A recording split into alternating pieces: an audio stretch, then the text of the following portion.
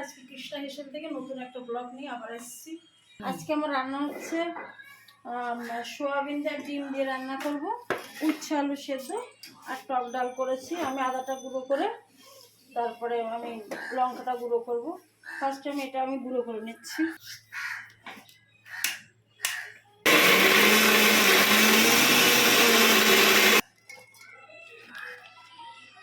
এবার আমি লঙ্কাটা পেস্ট করে নিচ্ছি।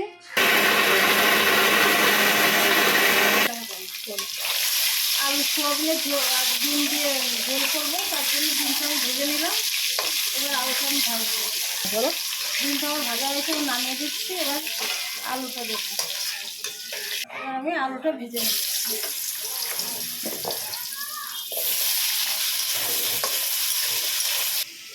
সোয়াবিনগুলো সেদ্ধ করে এবার জল চিপে নিচ্ছি। ঝোলটা হয়ে গেছে, এবার আমি নামিয়ে দেবো। আর এদিকে আমার ভাত হচ্ছে। এর মধ্যে উচ্ছে আর আলু সেদ্ধ দিয়েছি।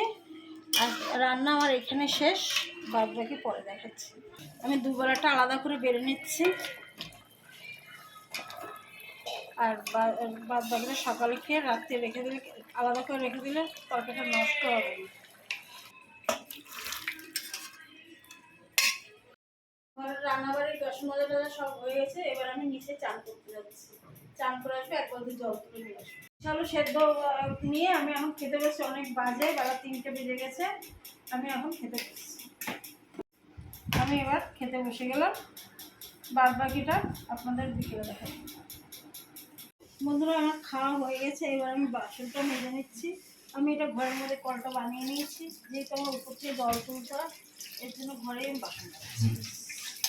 বন্ধুরা, আমি এখন রাত হয়েছে, অনেক রাত, 8:30 বাজে। আমি নতুন একটা চাউমিন দিয়ে স্যান্ডউইচ করব, তার জন্য আমি জল বসিয়েছি। সবজিটা আমি কেটে নিচ্ছি। বন্ধুরা, আমি চাউমিনটা দিয়ে আমি স্যান্ডউইচটা করব। চাউমিনটা আমার তৈরি হয়ে গেছে। এবার আমি স্যান্ডউইচটা করব।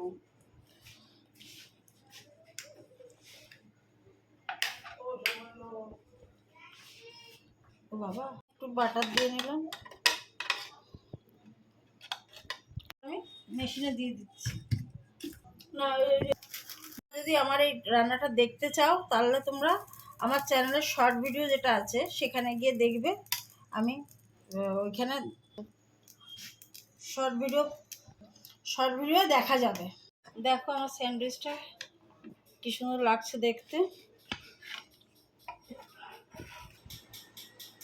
আমি এটা কেটে দেখাচ্ছি।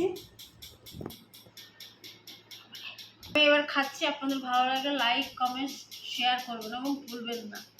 আমাদের যদি ভালো লাগে আর লাইক কমেন্ট শেয়ার করবেন, বানিয়ে বাচ্চাদের খাওয়াবেন, ভালো লাগবে খেতে।